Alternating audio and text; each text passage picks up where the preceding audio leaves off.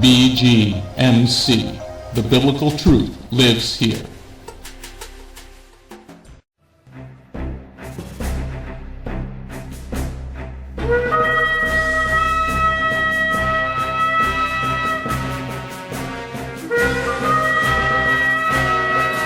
Welcome to the City Gate Messianic Bible Study, being brought to you by Beth-going Messianic Congregation.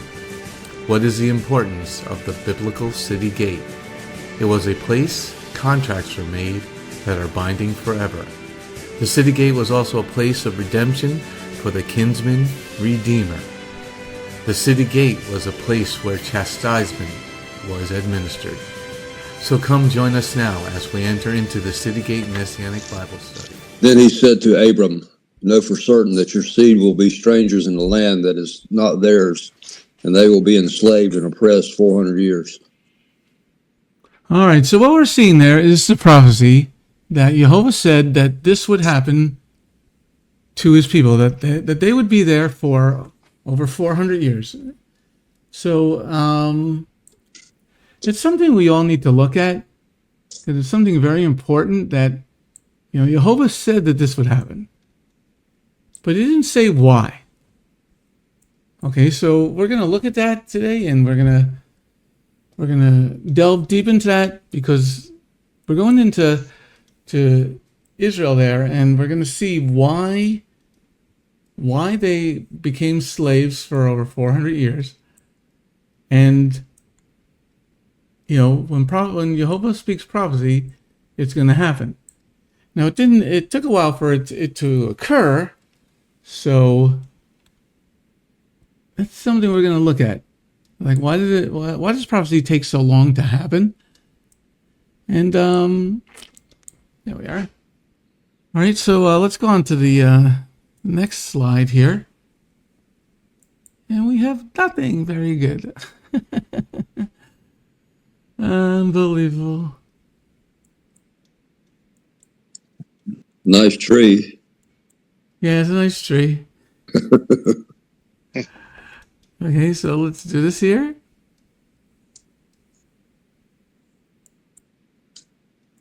Okay, now we got the funky font.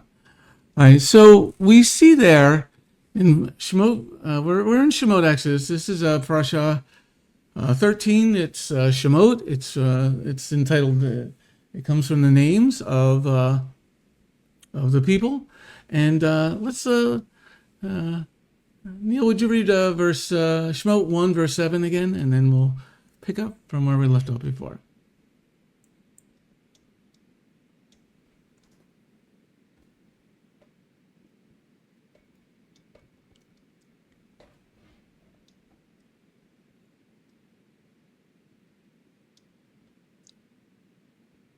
Shemot chapter 1, verse 7, Neil.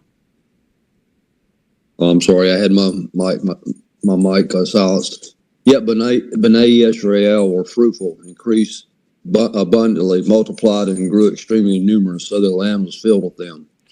All right, so what we have there is B'nai Israel, meaning the people of Israel. They grew. They had moved during the famine, and now they're living in Egypt. But the famine's over, and they don't go back to Canaan. Now let's discuss that for a minute. Neil, why do you think they didn't go back? I think they had their needs met.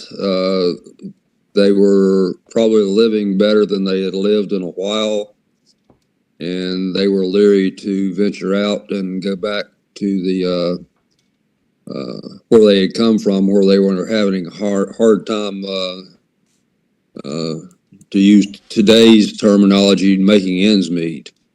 So I just think they felt that even though they were in a strange land, they were physically comfortable there. Okay, that's very good. They're physically comfortable because it said they grew powerful. What about you, Dave? What do you think? Why do you think they didn't go back? I mean, the famine's over. Shouldn't you go back to your own land? Well, it said they increased abundantly. So the number of people that went there was not the number of people that was considerably short at the end of the famine, so they would have had many, many, many more people to move. And it really would have been quite a mess to move all of that. And like Neil said, then how do you find all them people jobs? How do you find all of them homes? You know, they would have had to completely rebuild. Yeah, but to live in a foreign land, I mean, you came there for food, and should they have gone back, Dave? What do you think? Should they have gone back?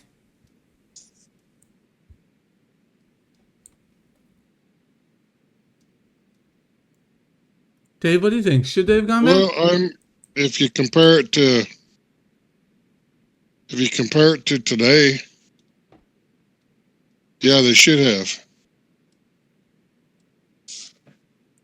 What do you feel, Neil? Do you think they should have gone back? They probably should have, but I think if you read the text prior to that, taking this statement in context, or your question in context, it said that Joseph died and all his brothers had died and all that generation had died. So the generation that was left, that's the only homeland they ever knew. They weren't strangers in a foreign land. They were born there. They were raised there. So again, they were comfortable with the situation there. So I don't think they had the direction at that time from Yehovah to venture back into the lands that they came from. All right, so that's something that's very interesting that we should look at. That should we in America should I go back to the land? I was born here. I grew up here, so it's something for all the Hebrew people to ask themselves: should we go back to where to Israel? Is he calling us home? So it's something that we all need to look at in that understanding. Okay, so let's move on here, because there's some amazing parallels between what happened to Yeshua and what happened here. Now this is a foreshadow of everything Mashiach would go through. So David, would you read Shemot chapter 1 verses 8 and 9, please?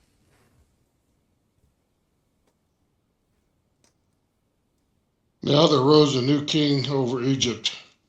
He knew nothing about Joseph, but said to his people, "Look, the descendants of Israel have become a people too numerous and powerful for us. Let us wisdom in dealing with them. Otherwise they'll continue to multiply, and in the event of a war, they might ally themselves with our enemies, fight against us, and leave the land altogether." Okay, that's good. Okay, so now we got this new king that knows nothing about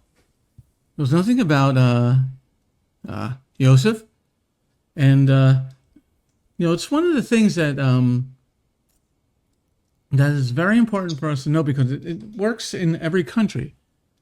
When you don't know your history, then you can make up your own history, and you forget alliances. You forget everything that transpired back then, that Joseph helped, to save the land. And now you got this new king, and he doesn't care about Joseph. He doesn't care about the people, and he's worried about them aligning themselves against Egypt. So that's an important thing to put in the back of our minds for a moment, because we're going to move on to all the the parallels between what happened here. So hold your place there in Shemot and turn to Matthew chapter 2. Matthew chapter 2. We're going to look at verse 16 through 19. 16 through 19. Neil, would you read 16 through 19? Through 20. 16 through 19. 16 through 20, please. Okay. Then when Herod saw that he had been tricked by the Magi, he became furious, and he sent and killed all the boys in Bethlehem and in the surrounding area, from 2 years old and under, according to the time he had determined from the Magi. Then was fulfilled what was spoken through Yirmiyahu, prophet, saying, "A voice is heard in Ramah, weeping and in loud wailing, Raquel sobbing for her children and refusing to be comforted because they are no more." But when Herod died, behold, an angel of Yehovah appears in a dream to Joseph in Egypt, saying, "Get up, take the child and his mother, and go into the land of Israel, and there seeking the child's life or dead." All right, so that's something that's very important because you see that Herod's going to kill all the baby boys, and what was happening to in Egypt? What was happening in Egypt, Dave? What was happening in Egypt that parallels this? Well, he was looking for a way to keep them from expanding, keep them from growing. He had no concern for life. So how do you keep a nation from getting bigger? Kill off a whole generation of boys. You kill off a whole generation of boys. Okay. Neil, what do you think? What do you think? What's the parallel here between Matthew chapter 2 and Shemot?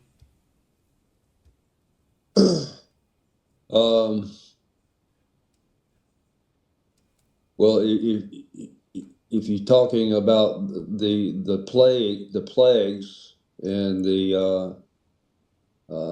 when Pharaoh gave the order for all males, infant males or firstborn males of the land to be killed, that kind of goes hand in hand with the same MO that Herod was using whenever he gave the order to kill all the children 2 years old and under. Yeah, you're correct. When he gave the orders for Herod to kill all the babies, the 2 years and under, you see the passage. So what we're seeing here is the foreshadow of what happens with Mashiach. Okay, the foreshadow of what's going on with Mashiach. Okay, so that's something very, very important for us to understand, that the Old Testament is the New Testament concealed, and the New Testament is the Old Testament revealed. Mm-hmm. Okay, so it's something that we're going to look at through this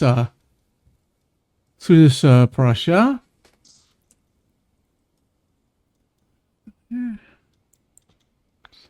Okay, so let's go over to here. Let's move on with this. Okay. Okay,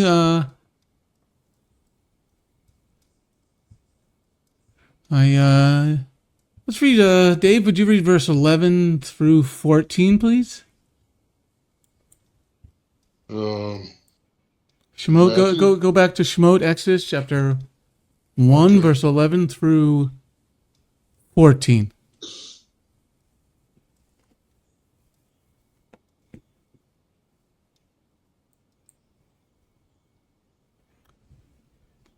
Shemot, Exodus chapter 1, verse 11 through 14. Yeah, I lost my finger, slipped out. 11 through 14. Yes, please. So they put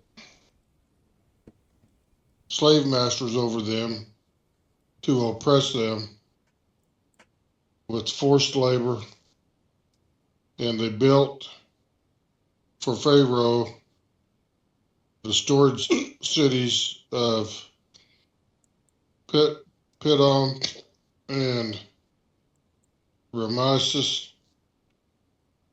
But the more the Egyptians oppressed them, the more they multiplied and expanded until the Egyptians came to dread the people of Israel and worked them relentlessly, making their lives bitter with hard labor, digging clay, making bricks, all kinds of field work, and in all this toil, they were shown no mercy. All right. We'll let Neil do the reading today. You're having some difficulty there. Okay, so. Yeah, I got the hiccups. I don't know why. Yeah, I think they went away. Boo. All right. So now Israel becomes slaves, and that's sort of, they weren't slaves in Yeshua's time like this, but they were under the Roman occupation.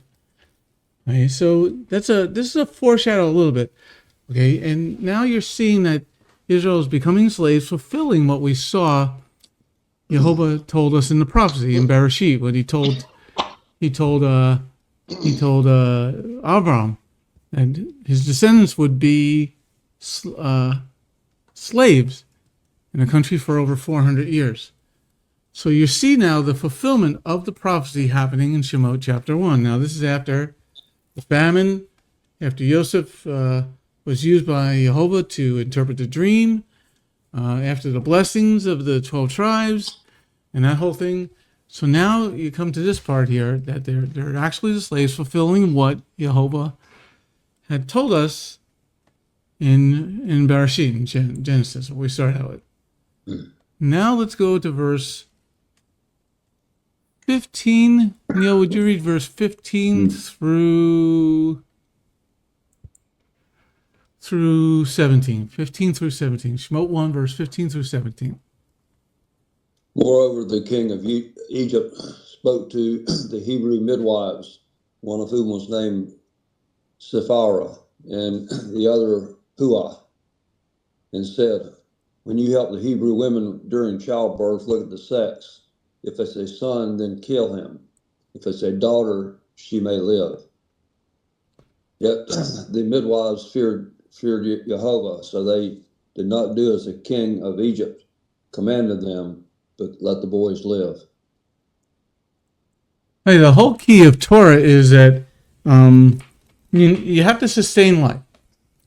So here the Pharaoh is saying kill the boys, and the women are going to directly disobey.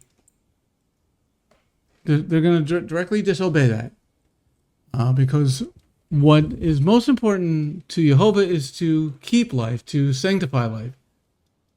And so when somebody gives us an order to break the law, to not follow God's law, and to murder, which is one of the top 10 rules, we don't follow that, okay? Because you don't break the commandment because some government official says to break it, okay? So that's something that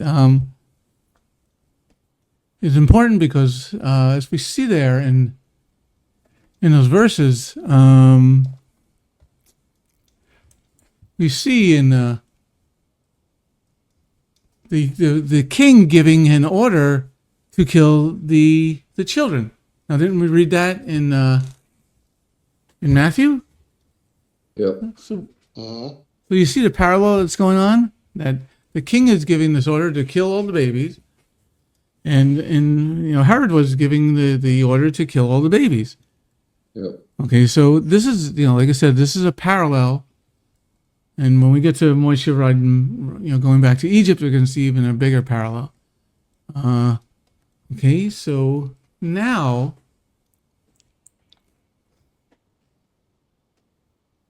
okay, so let's just read the parallel again. Hold your place there, and turn to Matthew, chapter 2, verse 16 again.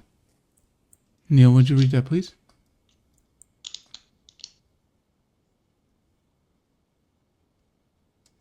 Then when Herod saw that he had been tricked by the Magi, he became furious, and he sent and killed all the boys in Bethlehem and all the surrounding area from 2 years old and under, according to the time that he had determined from the Magi.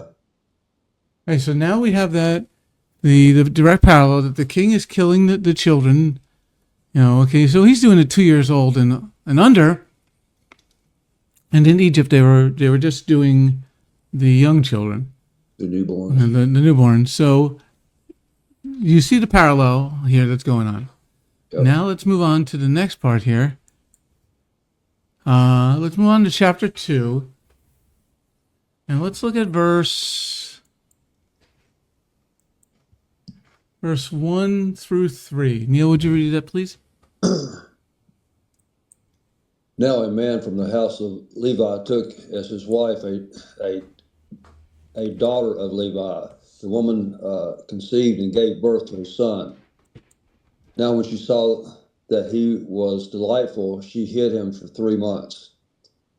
But when she could no longer hide him, she took a basket of papyrus reeds, coated it with tar and pitch, and put the child inside, and laid it in the reeds by the bank of the Nile.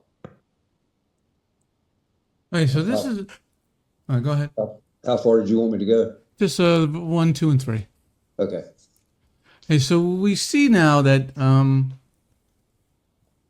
she has the baby, and she tries to hide him, for as long as she can. But now the baby's getting a little bigger, and so she's got to send him up the river. Now the interesting thing about the Nile is it flows backwards. Most rivers flow from north to south. The Nile River flows south to north. Okay, it's I believe the only river in the world that actually does that, or flows from south to north. And so she sends Moshe up the river. So she sends him up the river, and now she couldn't hide him any longer. So how long, David? How long was How long do you think that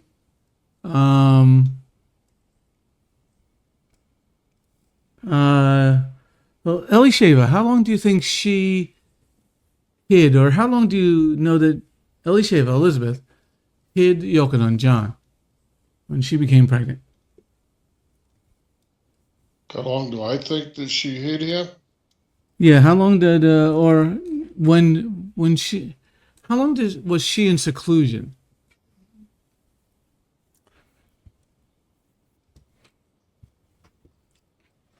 Do you remember from the Gospel of Luke?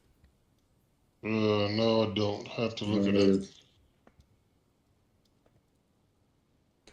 What about you, Neil? What do you think? No, I don't recall that either, Ralph. Hey, let's look at the Gospel of Luke.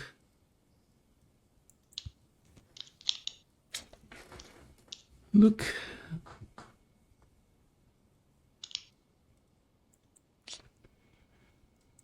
And let's go here. And Luke chapter 1. And let's okay,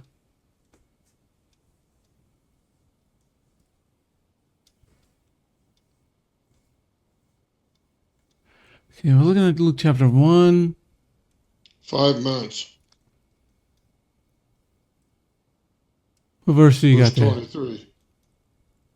Okay, let's look at where verse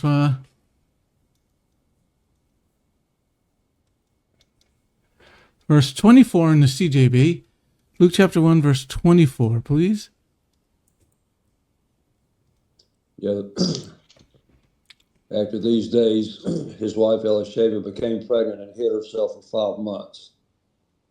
Okay, so there you see a parallel to, Miriam, Moshe's mother, concealing that she hid him for 3 months. Because after 3 months, the baby's going to be a little bit older, and he's going to be crying more, and you're not going to be able to hide him so much. So we have this 3 months. Okay, so let's go back to Shemot.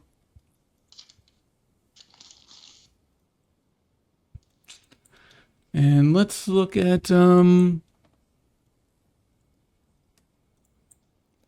let's go to chapter 2, Shemot 2, verse 6 and 7. No, wait. No. 6 and 7. When she opened it, she saw the child. Look, the boy is crying. So she had compassion on him and said, "This is one of the Hebrew children." Then his sister said to Pharaoh's daughter, "Should I go and call a nurse from the Hebrews to nurse the child for you?" Okay, so what was the name of what was the name of Moshe's sister that was watching over the baby? Neil or Dave? What is I it? missed that. What was the name of Moshe's sister?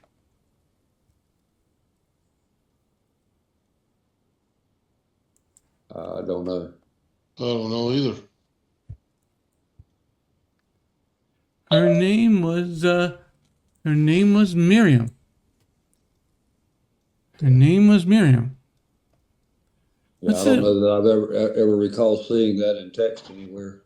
Yeah, I don't either. All right, let me find it for you. Okay, let's go over to here.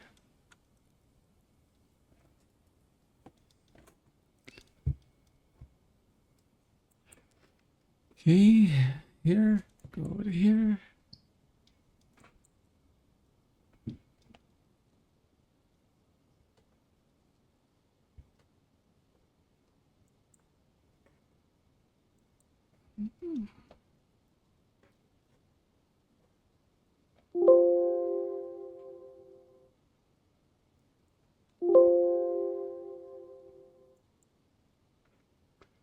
Okay, go back over here.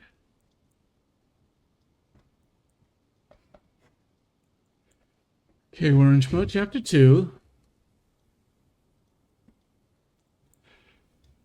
And in verse 4, we see that Miriam is watching over we see a sister is watching over the baby. Right. And who danced with her tambourine? What was her name?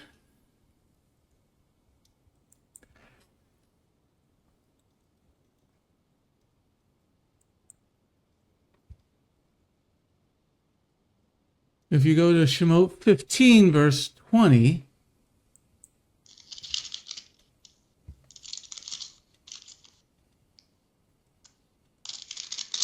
Miriam the prophetess. yes, Yeah. that's it. That's Moshe's sister's name. Okay. And what's the name of the mother of the Messiah? Miriam. Miriam. And so Miriam, Moshe's sister, is watching over him as he's in the water. And did Miriam, Yeshua's mother, ever watch Yeshua in the water? Did she ever look over him in the water?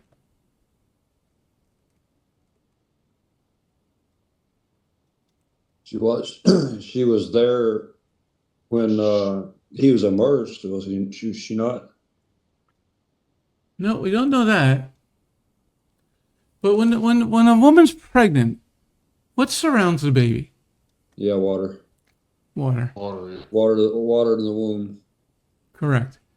So Miriam's watching over the baby, okay, baby Moshe, and the mother of Messiah is watching over the baby, and he's surrounded by water. So you got that parallel going on there. Yeah. All right, so let's go over to here. Let's go to the next part here. Yeah.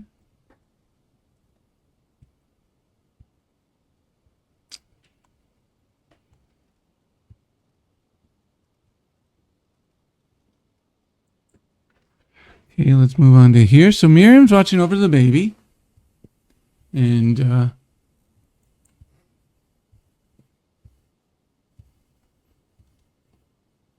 okay, so let's read verse 10. Neil, would you read verse 10? After the boy grew older, she brought him to Pharaoh's daughter, and he became her son. So she named him Moses, saying, because I drew him out of the water. Okay, so the Moshe was in the living water because the water saved him, because he floated up the river and came to Pharaoh's daughter. Now, what's so important about that, the water being living water? What do you think about that, Neil? That's where you're supposed to have your mikvah done when you're born again. It gives you you're cleansed of all your earthly sins prior to, and it's a physical testament to others that you have done so, that you've accepted Messiah. Okay. Okay, Dave. What else is so important about the living water that saved the future Messiah of Israel? Moshe. What's so important about this living water protecting him? Is that a foreshadow of something? Yeah, I was just trying to think of what it was. Had to do with Messiah.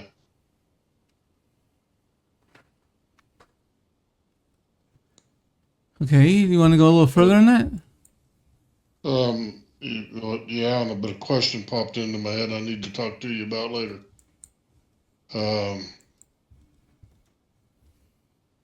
living water. Oh, come on, brain, wake up. Living water. Okay, Messiah was in the living water. He was in the water in the womb of his mother. Hi, so hi. He's in the womb of his mother. Okay, we have the living water. We'll get to the parallel of that in a moment. But let's read verse 6 and 7. Neil, would you read verse 6 and 7, please? When she opened it, she saw the child. Look, the boy was crying. She had compassion on him, saying, "This is one of the Hebrew children."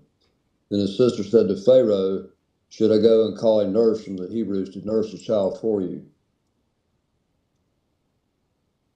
Okay, so we have Pharaoh's daughter taking care of the baby, a boy that's not her own, but she's going to take care of it as if it were her own. And so we have favor. Okay, one of the things we do is we got favor with Pharaoh's daughter, because the Lord, there are crocodiles and all these other things going on in the Nile, and so the baby gets there. The basket doesn't sink. Okay, it doesn't sink, and now we've got this blessing coming. The Pharaoh's daughter says, "I'll take care of the boy." Okay, and then Miriam comes up and talks to the Pharaoh's daughter, and Pharaoh's daughter said, "Oh yeah, go get the woman, go get somebody, and I'll pay her to take care of this baby." So you have this great favor going on. Why do you think there's that much favor? do you think, Dave? What do you think about the favor? Well, I was just thinking about that. I mean, first off, how hard it probably would have been for Moshe's mother to sit back and watch some other woman raising her son. Well, she's not going to raise him, because what's going to happen is that because the favor happens, Pharaoh's daughter says, go look at verse. Let's read verse. Verse 8. Yeah, Pharaoh's daughter told her to go, and so his sister went and got Moshe's mother.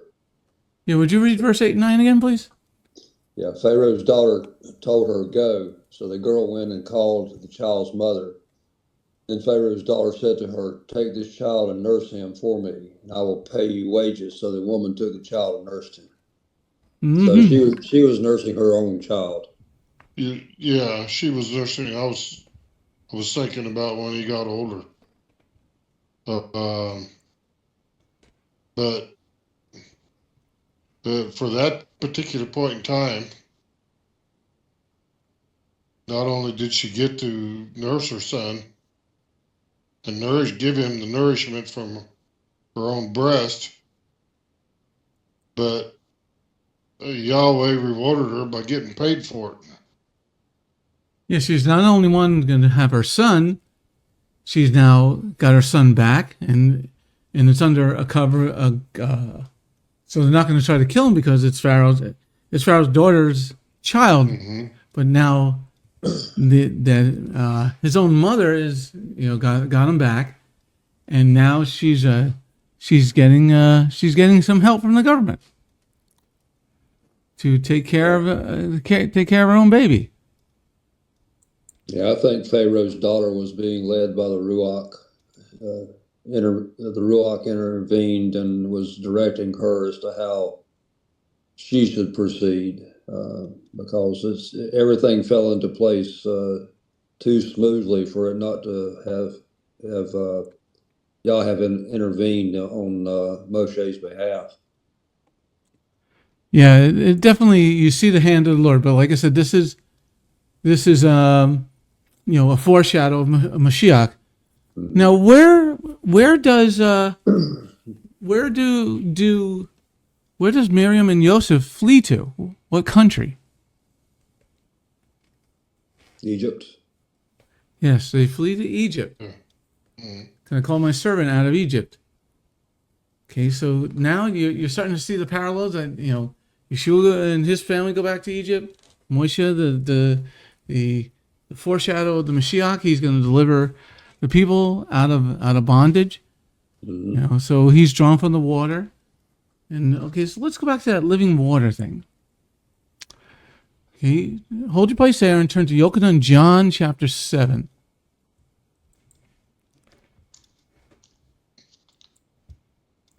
And let's look at verse 36 through 38.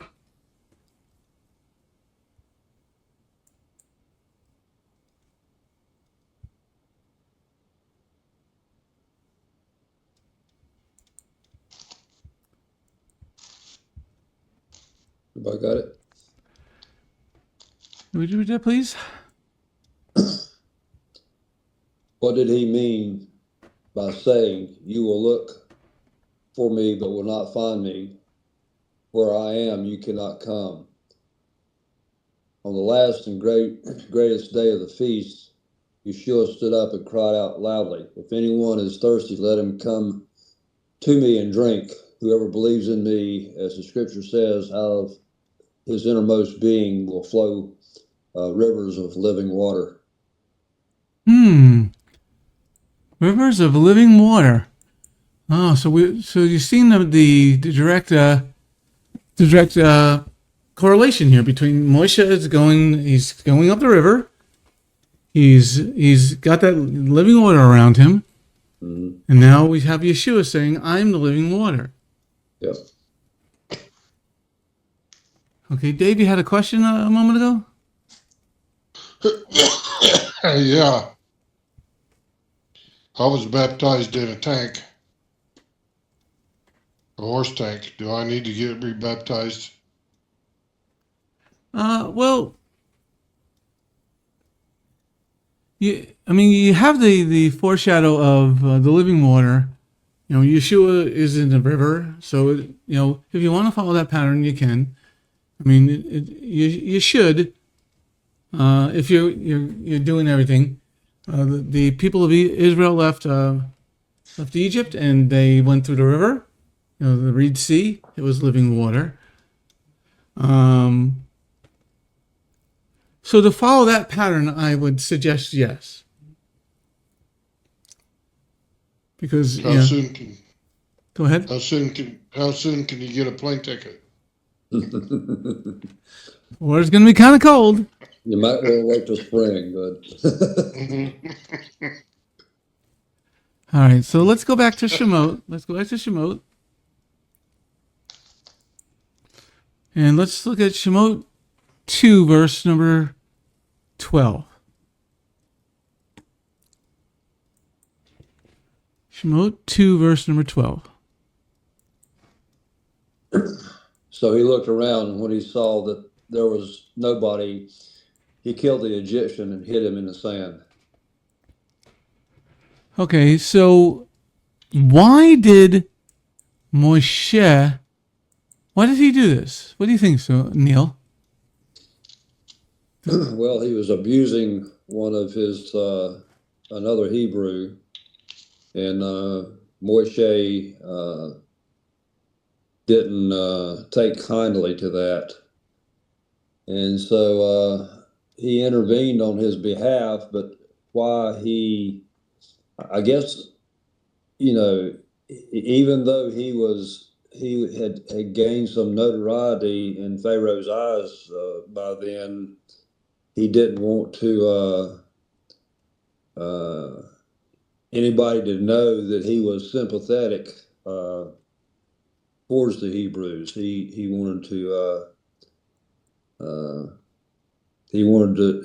that aspect of his personality and his devotion to remain hidden. How did Moshe even know that he was a?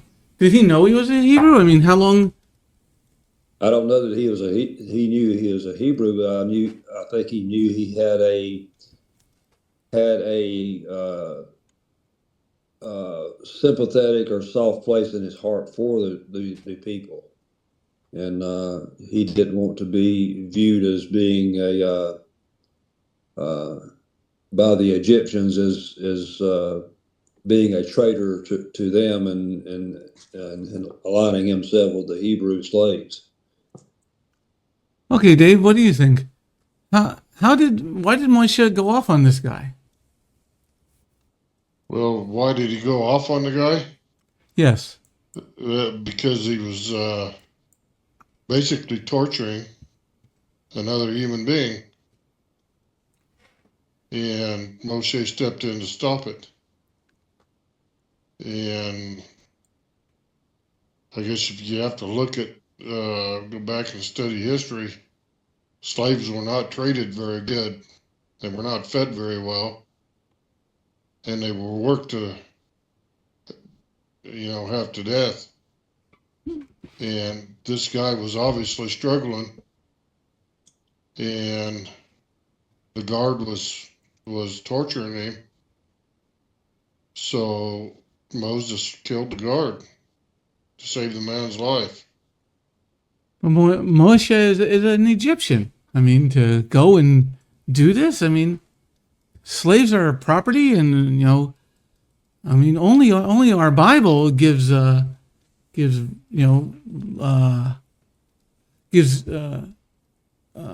ways to treat slaves. So why did Moshe, I think he I don't know, somehow he had the Torah hidden in his heart.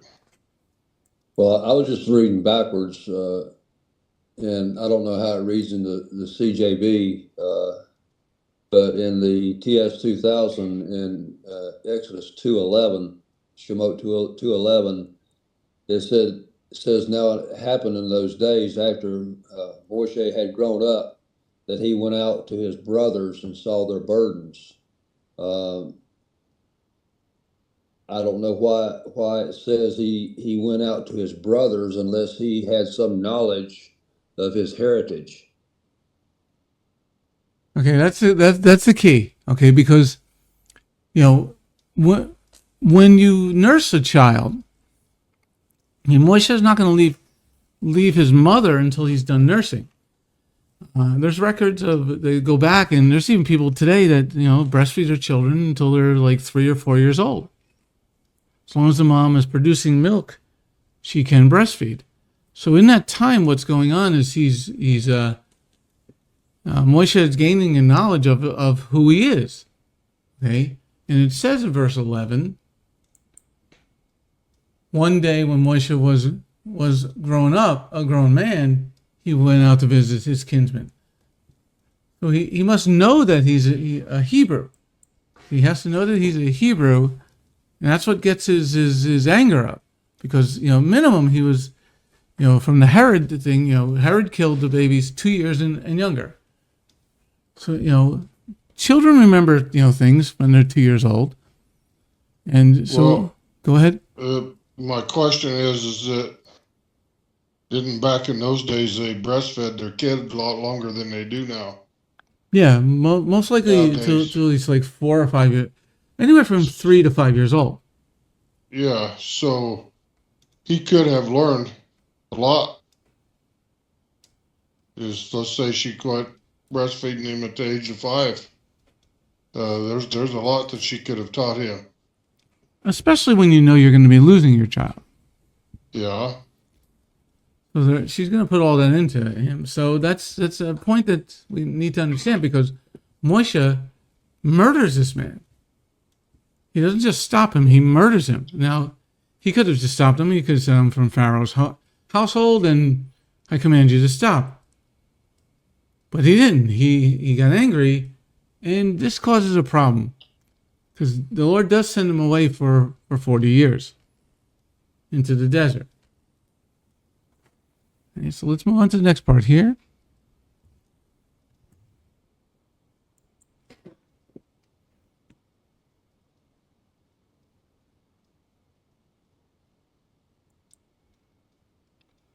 Okay, then he gets called in the desert. He gets called by the Lord. Yeah.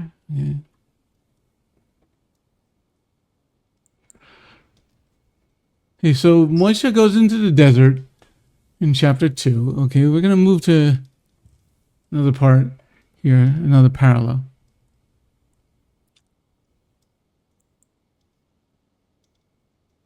Here.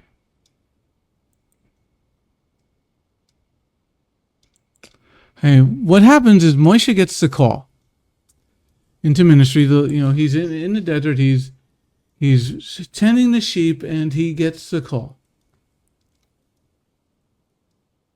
He gets the call to do the work of the Lord, and that's going to cause a whole bunch of other things to happen. Okay, when you get the call to do the work of the Lord, you have to go and do it. So now, what happens?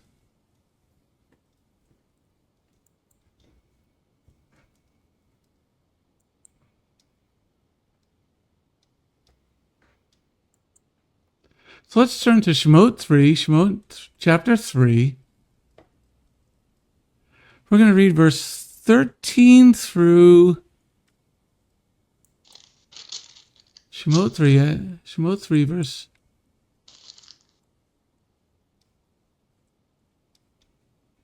13 through 15. Would you read verse 13 through 15? But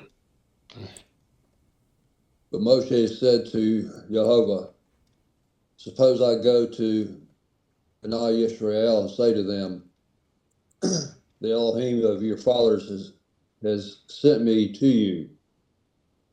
And they asked me, what is his name? What should I say to them?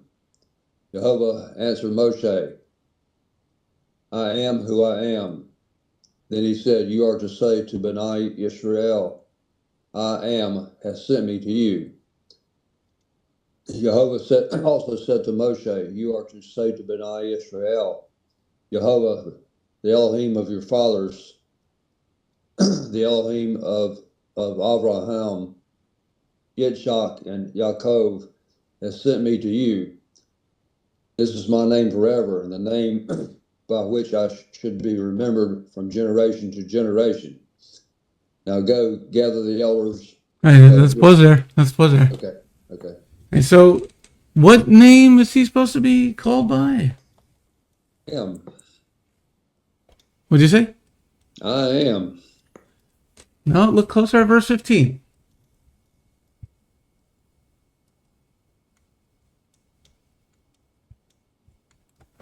It says, in the CJB, it says, Elohim said further to Moshe, say this to the people of Israel. Yehovah, the Elohim of your fathers, the Elohim of Abraham, the Elohim of Yaakov, Yitzhak and Yaakov, has sent me to you. This is my name forever. Yeah, Yehovah. Yes. So he's not Hashem. He's telling you this is his name that he's to be called by. Now, we're not to take it lightly, but that's the name he wants to be called by. Mm-hmm. And it's not something that's hard to understand or hard to look at. It's it's actually very simple. This is what he wants to be called by. So, Dave, what do you think of that? What do you think of that, Dave? I've read this a lot of times and I missed that. Welcome to Beth Glean. Now, a lot. Some of the texts still interject other names for that. Like I interjected Yehovah, but actually in the TS 2000 it says Adonai. In the Hebrew, it says Yehovah. Yeah. And bring it up for everybody to see, at least on the net. But does Yehovah in its raw form mean what he says to Moshe in verse 14? I am who I am. Is that what Yehovah means? Now, in verse 14, what it says there is this. Elohim said to Moshe, Achei asher achei, I am that I am will be, and added, here is what you are to say to the people of Israel. Achei has sent me to you. Mm-hmm. But specifically, he's saying, this is my name in verse 15. He's saying, my name is Yehovah. Mm-hmm. Okay, this is how I'm to be remembered. So he's saying that that's what he wants to be called. Uh-huh. It's not Adonai. I mean, that's that's what the rabbis do. It's not Adonai. It's Yehovah here, specifically in verse 15. I always was not taught, but always understood from other people, giving their opinions on it, that Yod He Vav He is the tetragrammaton that means I am who I am. So they were mistaken and I was misled. Yeah, well, I'm showing it to the world. I have it up on the screen. Yeah. For the recording here. You see verse 15. It says Yehovah. Mm-hmm. Yeah. And let me switch it back to the English. We'll do the NASB with the numbers. It says specifically in verse 15. Yehovah, H3068. 3068 right there. And that is Yehovah. Mm-hmm.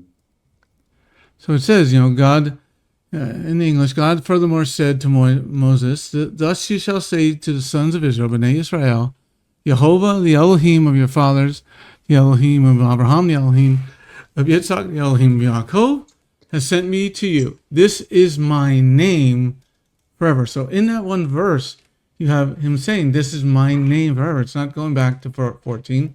It's in Yehovah, this is my name forever in verse 15. Did you say that was H3068? Yes, H3068. Okay, thank you.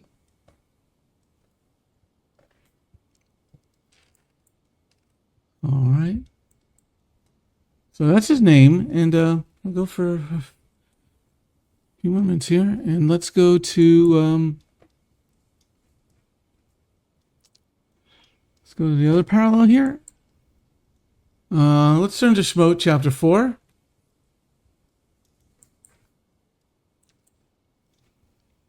Shemot chapter 4.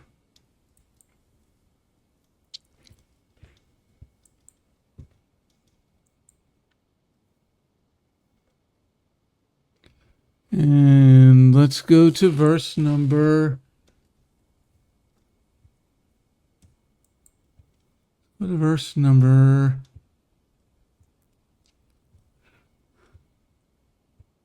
read from verse 18 through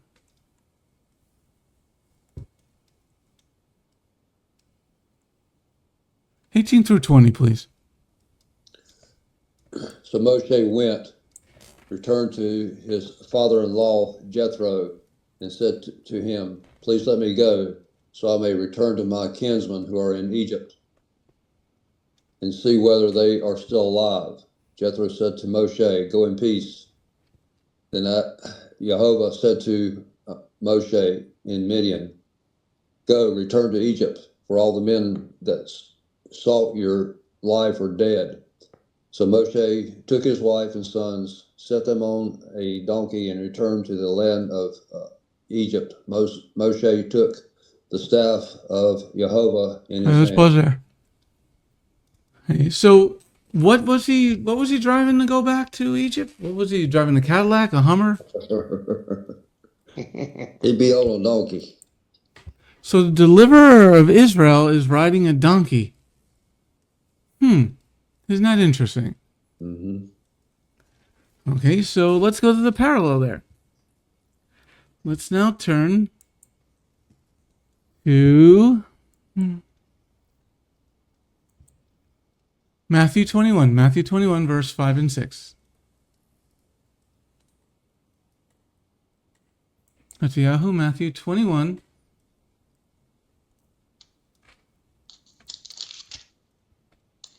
Verse 5 and 6. Say to the daughter of Zion, see, your king is coming to you humble and sitting on a donkey, a colt, the foal of a donkey. The Talmudim went and did as Yeshua had directed them. Okay, so Messiah is riding a donkey to deliver the world from bondage. Now, Moshe is also the deliverer of Israel. He's a foreshadowed Mashiach. He's driving a Cadillac to go get them out of... No, he's driving a donkey. The you go over the day. Yeah. And so Dave, what do you think about this? Is that Moshe driving a donkey to go back to get Israel? Well, there's something, and I have never figured this out because I've studied this for myself. But I've always asked myself, why the donkey? You know, they're short-legged. You can put in there and move as fast as a donkey. The only thing I ever figured out is it goes back to when Yehovah said, I will take the least and make the most, and the most and make the least. Well, the donkey is a beast of burden. It's not a kingly ride. and Moshe is a servant of the Lord. So he's going back to Mitzrayim riding a beast of burden. This is a foreshadow of the Mashiach because Mashiach had to fulfill Zechariah 9. Turn to Zechariah 9. Well, Zechariah 9:6. yeah, and I was going to say that even though he is Yeshua, and even though he is, for a lack of a better term, on the top of the pedestal, he didn't want to look like he was on the top of the pedestal. Well, I I don't think he's going for look. It has to be prophecy. And what does it's Zechariah 9:9? Because here's the prophecy about Mashiach. Rejoice with all your heart, daughter of Zion. Shout aloud, daughters of Jerusalem. Look, your king is coming to you. He is righteous and he is victorious, yet he is humble. He's riding a donkey. Yes. Yeah, humble was the word I was looking for. I couldn't find it. Yeah, so he's got to show humility, and Moshe has got to. This is a foreshadow, and there's another big key there. Okay, turn to remote 4. Remote 4.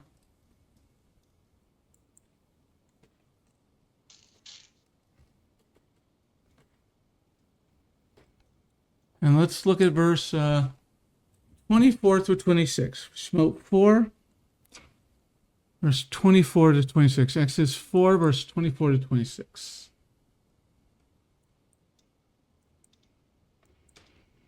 Neil, would you read that, please? It happened along the way at a lodging place that Yehovah met him and sought to kill him.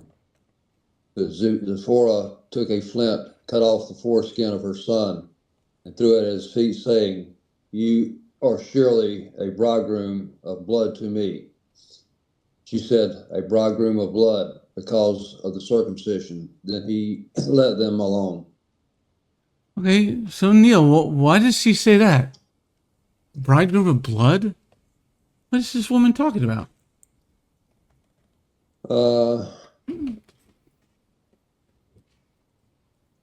The bridegroom of the covenant. Anytime that a covenant has been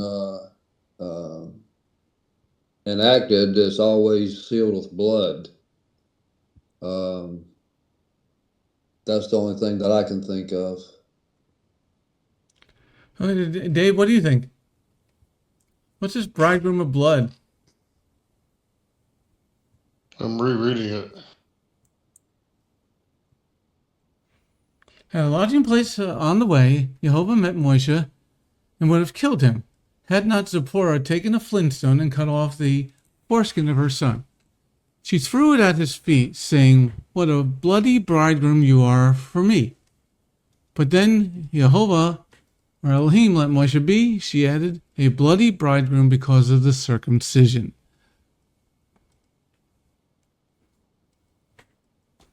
Any thoughts? I'm formulating one.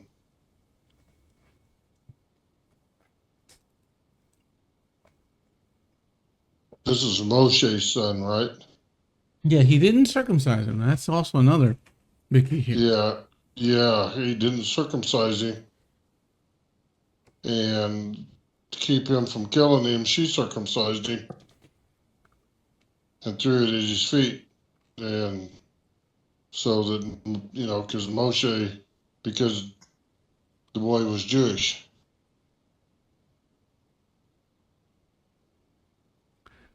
Any thoughts, Neil, about this bridegroom and the circumcision? Okay, you said about the covenant. That's very important.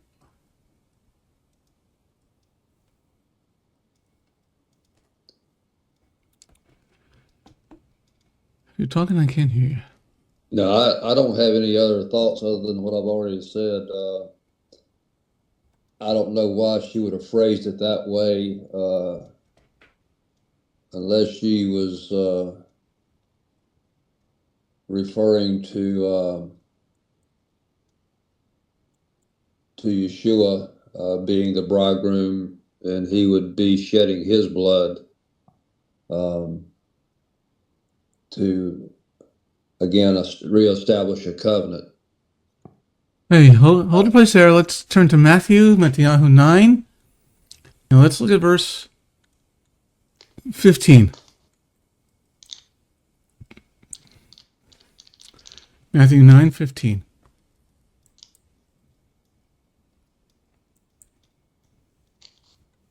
Yeah, and Yeshua said to them, the guests of the bridegroom cannot mourn while the bridegroom is still with them, can they? But the days will come when the bridegroom is taken away from them, and then they will fast. All right, so Yeshua refers to himself as the bridegroom. When he's crucified, he will be the bridegroom of blood because he's going to get all bloodied, and the blood's going to drip at his feet. Okay, so Zipporah throws the foreskin, the ripped off skin, the cut off skin from her son onto the ground. Now, where did some of the skin of Messiah go when the Roman soldiers whipped him? Yeah, on the ground. On the ground. And it was the bridegroom of blood, right? Yes. Yes. So now you got the parallels. You got Yeshua is the bridegroom of blood. You ride the donkey to come deliver the world from the hand of Satan. You got Moshe is riding a donkey back to Mitzrayim to deliver the people of Israel, Bnei Yisrael, out of bondage. So Yeshua takes us out of bondage if we follow him, if we follow the bridegroom. So you got all these parallels. And one man led us out of Egypt to freedom. Yeshua is one man will lead us to salvation. So Moshe led us to salvation. Yeshua leads us to salvation. So there you have the parallels of what goes on here. Any questions or comments? The thing that's bothering me is that she picked this rock up off the ground to circumcise him with. Well, specifically, she picked a flintstone. Yeah. Poor boy. Yeah, and he wasn't young. That's the other thing. He wasn't 8 days old. That makes you want to just sit down and cry. Because then he didn't have any time. He had to ride a donkey all the miles back to Egypt. Yeah, that would have been rough. Serious. Those were men in those days. Yes, they are. All right, any other questions or comments before we wrap up in some prayer? Good teaching, Rev. Yeah, it is good teaching. Shalom, this is Messianic Rabbi Andrew Dinnerman. I would personally like to thank you for tuning in to the Remnant's Call each and every week. You can listen to the full message on our website, bethgoyim.org. If you have drawn closer to the King of Kings, learned more about him today, we are blessed. If you are blessed by these messages, please consider a donation to our ministry. You can go to our website, bethgoyim.org. That's BETHGOYIM.org, and click on the donate button. You do not have to have a PayPal account to donate. All you need is a debit card. Once again, thank you very much for listening to The Remnant's Call.